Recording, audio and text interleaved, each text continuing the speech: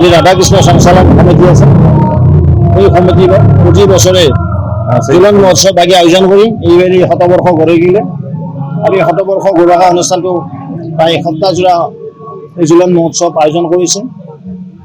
মই এই চকীতে ৰাধাকৃষ্ণৰ ওচৰত প্ৰণাম জনাইছোঁ।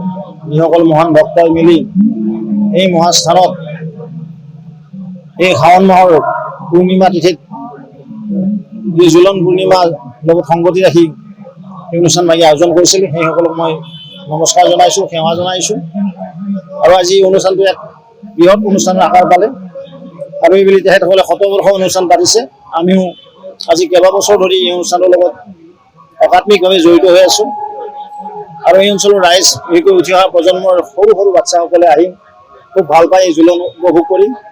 মই স্বাগতে সকলোকে ধন্যবাদ জনাইছোঁ, সেৱা জনাইছোঁ আৰু শুভেচ্ছা জনাইছোঁ।